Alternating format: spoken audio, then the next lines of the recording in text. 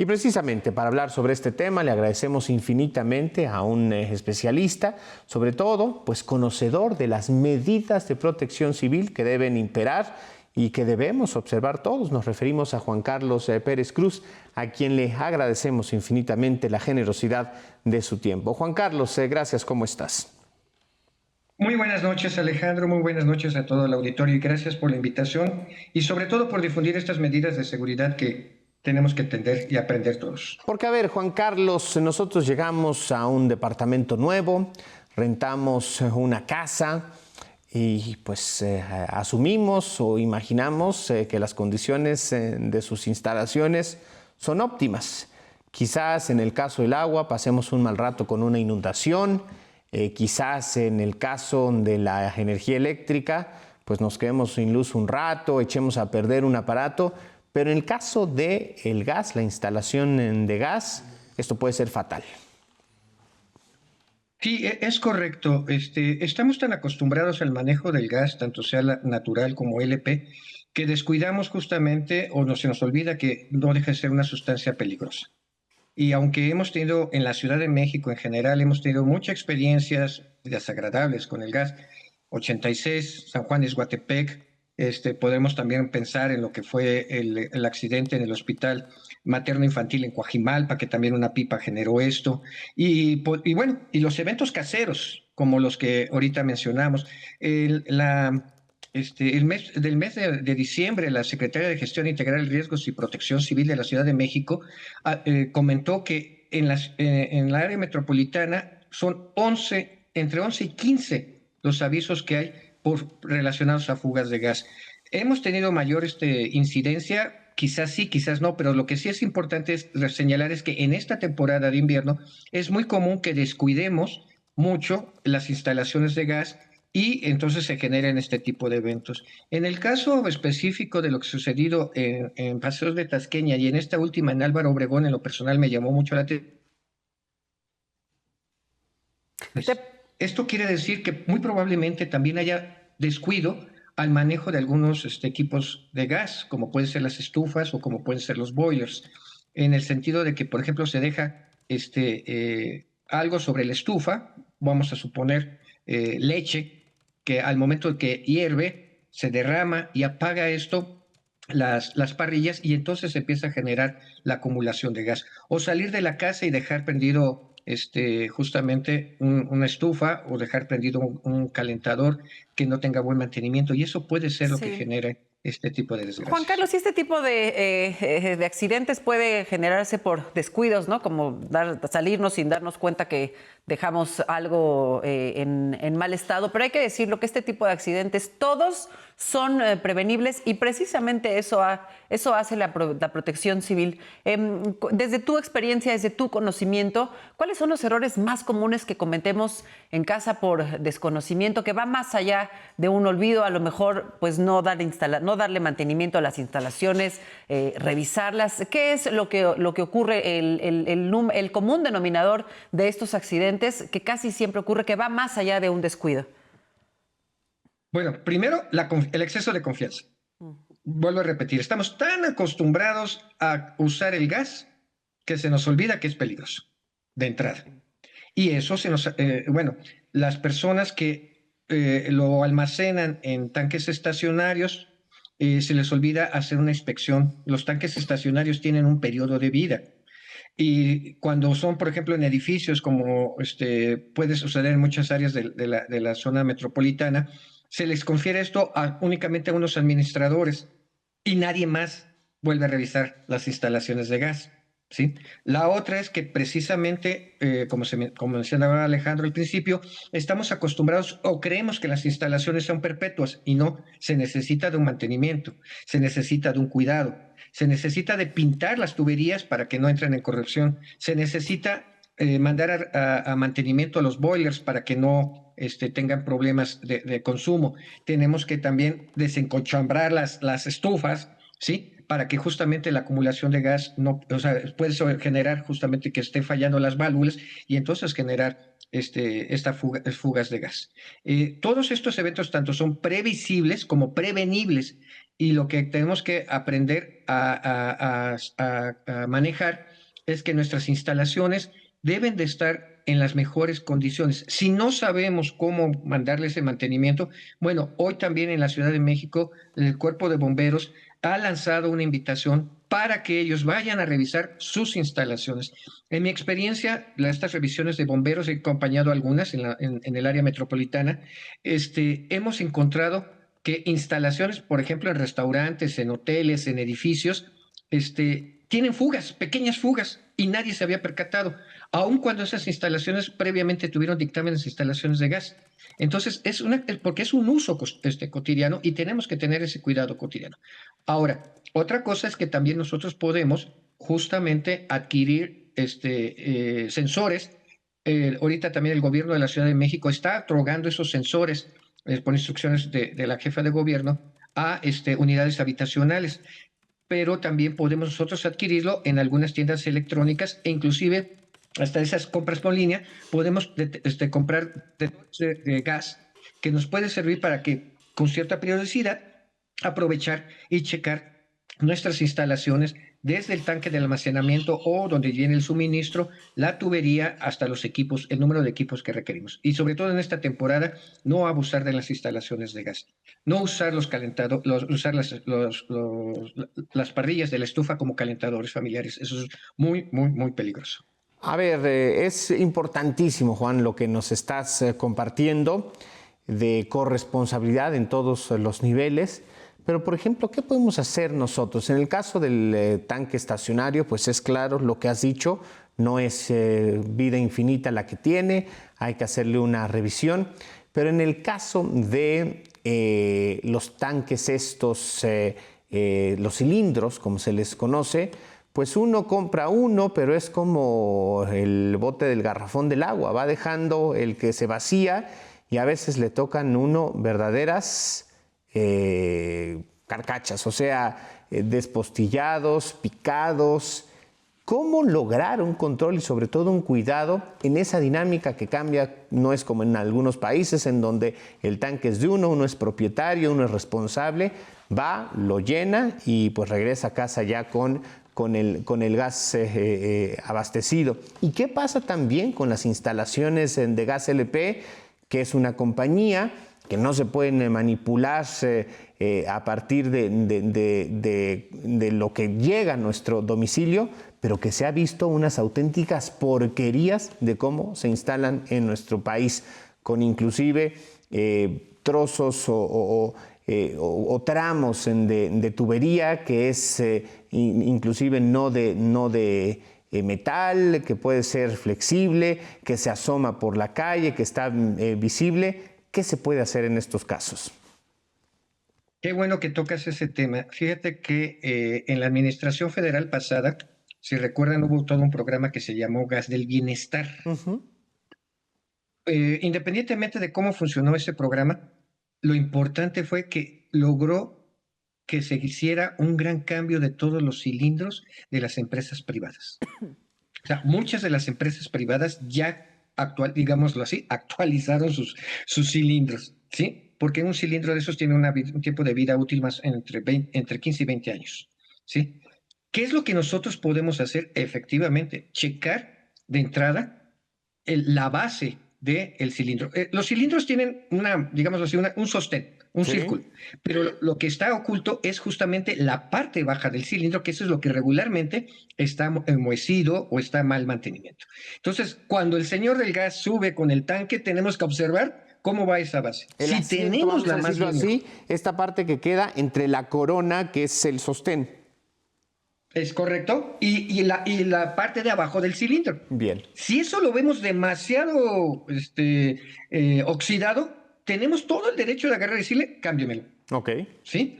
Tenemos todo el derecho. Ahora, también otra cosa que sucede con las personas que nos suministran estos tanques móviles, que traen pinzas, no se me acuerdo su nombre de estas pinzas inglesas, los pericos, creo. ¿no? Los pericos o Stilson se llaman las otras, que esas maltratan justamente las tuercas de lo que se llaman los pitets, o sea, es el tubito que entra al cilindro. Bueno, nosotros podemos ir a una tlapalería y hay herramientas específicas para cambiar el gas y subir con nuestra pinza, así la podemos pedir en cualquier ferretería, para cambio de gas.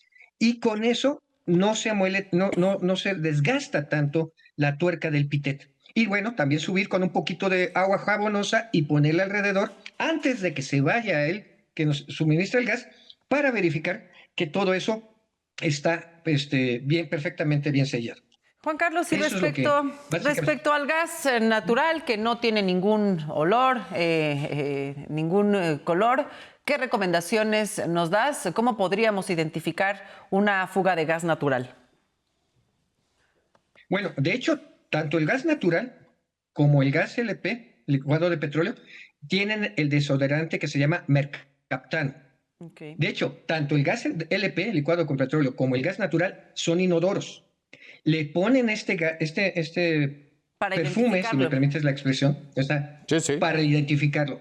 La gran ventaja del gas natural es que es más ligero que el aire. El gas LP es más pesado. Es decir, imagínate que tú entras a tu cocina y tienes gas LP. Para que tú lo pudieras percibir, tiene que llegar a la altura de tu nariz. ¿Sí?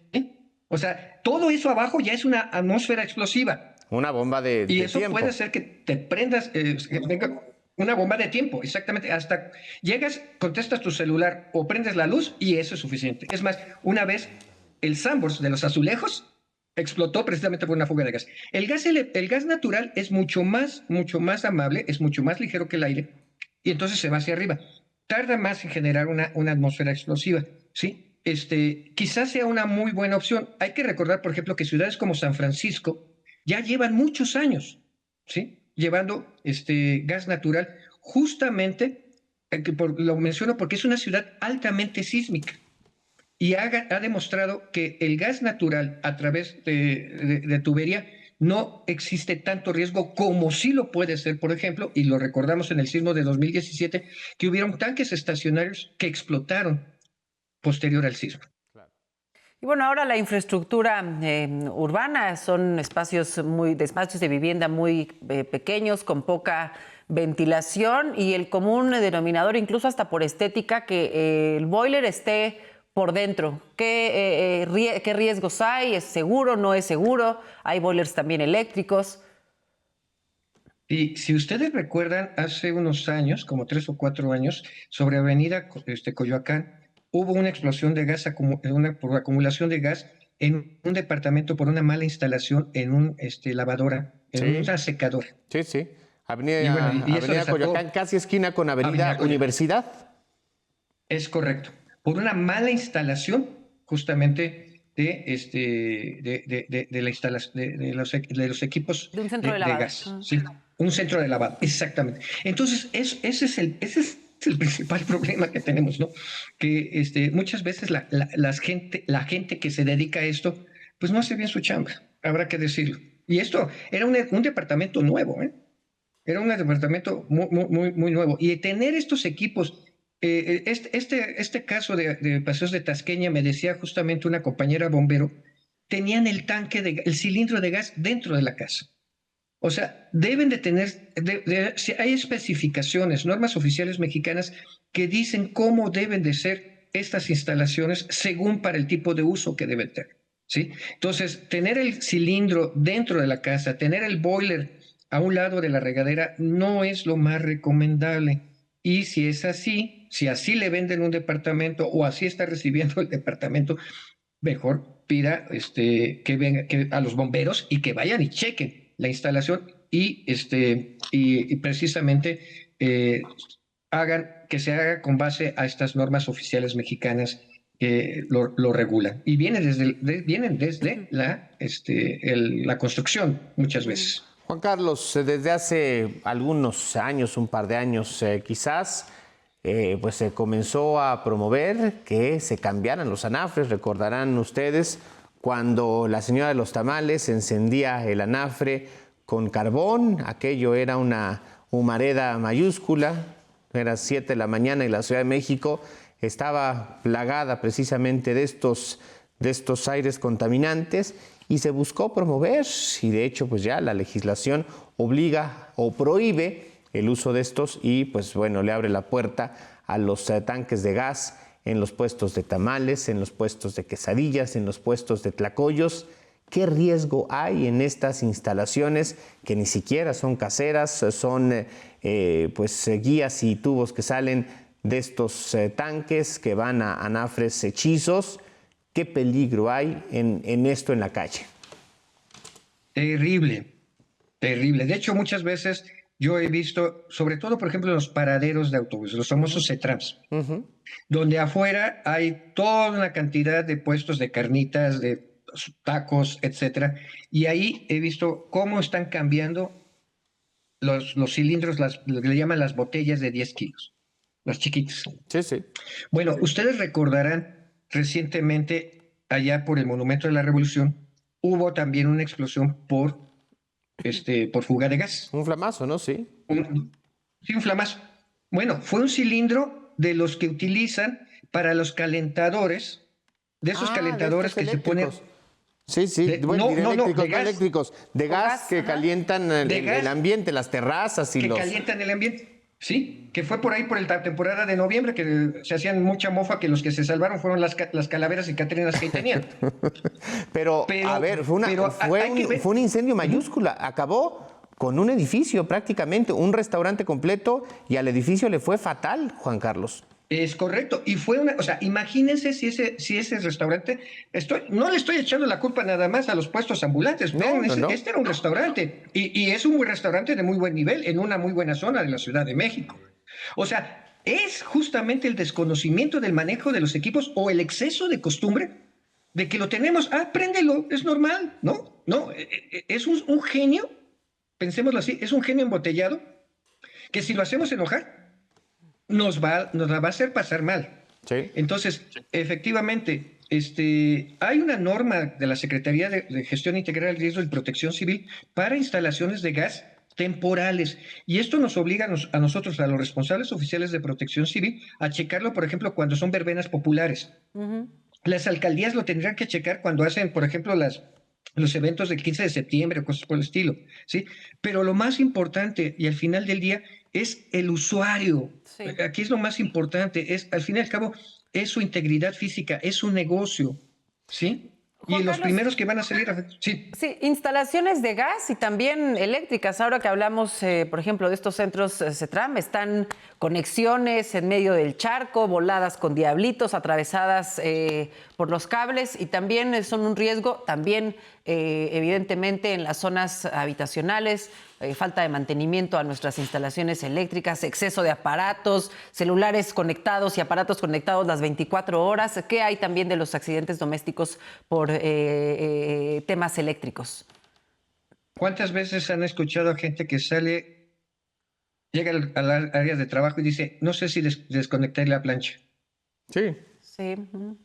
O sea, es eso. O sea, precisamente, ¿cuántos equipos eléctricos y electrónicos tenemos en casa? ¿Cuánto queremos proteger? El checar nuestras instalaciones eléctricas también debe de ser un hábito, ¿sí? Sobre todo, ¿cuánto tiempo nos ha costado adquirir nuestra televisión, nuestros computadores? Bueno, nuestra vida, nuestra seguridad, la de la familia. Sí, sí. Exactamente. ¿Y cuántos de nosotros tenemos un extintor en casa? Pues a menos que sea un edificio, una unidad habitacional, pero dentro de casa no es el común denominador. ¿Deberíamos, Juan Carlos? ¿Deberíamos? Deberíamos de tenerlo y saberlo usar. ¿Y deberíamos de tener detectores? ¿Uno por inmueble o uno por X número de metros cuadrados? La norma lo marca por metros cuadrados, pero por ejemplo, un extintor de polvo químico seco que su precio comercial debe de andar entre los 400 y 600 pesos ya exageradamente, te cubre un área de 60 metros cuadrados. ¿Sí? Okay. ¿Qué es? Es decir, es un departamento normal. No, exacto. ¿Sí? O sea, el común denominador de los departamentos que habitamos o los espacios que habitamos la mayoría. El promedio. Habrá quienes necesiten uno para su caballeriza, otro para la alberca, pero bueno, esa es otra cosa, ¿no? Bueno, Y la otra, revisar la vigencia de del líquido, polvo, el material que contiene, porque también tiene una vigencia, no basta nada más con tener el extintor. Sí, de hecho, el de polvo químico seco, que es el más comercial, se recarga o se le da mantenimiento al año. Pero, por ejemplo, en forma comercial, hay extintores inclusive hasta desechables para la cocina, que son chiquitos y algunos los puedes conseguir que vienen junto con un detector de humo o inclusive con un detector de gas. O sea, el mercado de la prevención de incendios es muy grande porque es uno de los principales problemas que se vivió en la sociedad cuando nos empezamos a industrializar. Estoy hablando desde el siglo XIX. Hay una gran mercado de la prevención contra incendio. Por ejemplo, hay inclusive sistemas de alerta de intrusión que les llaman, o sea, para alarmas de que se metan a tu casa, que se les podría conectar de igual manera un sistema de detección de incendios, de humo. Y así evitar desgracias en caso de incendio, como lo que le pasó a Virginia Sandel-Met, la fundadora de la Fundación Michio Mau, que fue con un arbolito de Navidad. Claro. ¿Sí? O sea, efectivamente, el riesgo de incendio siempre está, el riesgo de explosión siempre está. Lo hemos generado por nuestra necesidad de la comodidad de la vida moderna. Hay en la actualidad, y según el poder adquisitivo de cada quien, de emigrar, por ejemplo, a otros materiales, o perdón, suministros de otro tipo de combustibles. Por ejemplo, tener calentadores solares o tener parrillas eléctricas. Eso definitivamente eliminaría el problema del gas LP, pero vuelvo a lo mismo, o el gas natural. Pero es una cuestión de economía, es una cuestión de cuánto tienes. Si tú rentas un departamento, difícilmente podrías emigrar a una situación. Pero si es tu casa, ya vives en un condominio o estás en tu casa, ¿y por qué hago esta referencia? Estos dos últimos eventos que se dieron no fueron en barrios populares, fueron clase media y media alta.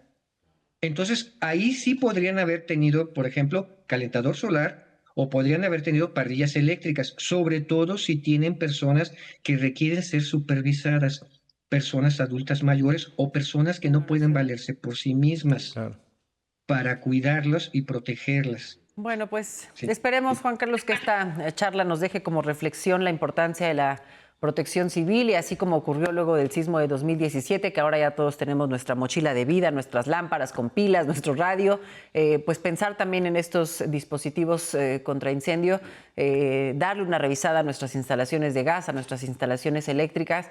Sin duda, pues puede salvar nuestra vida, la de la familia, la de nuestro edificio, de la calle donde habitamos. Es un tema serio y hay que tratarlo como tal. Muchísimas gracias, Juan Carlos Pérez Cruz, oficial de Protección Civil acreditado por la Secretaría de Gestión Integral de Riesgos y Protección Civil de la Ciudad de México. Muchas gracias a ambos y no se olviden, como dice nuestra secretaria, la prevención es nuestra fuerza. Gracias. Muchas gracias a ti. Gracias. Al contrario. Muchas gracias. Pues nos vamos, Ale. Gracias por habernos acompañado. Les esperamos mañana con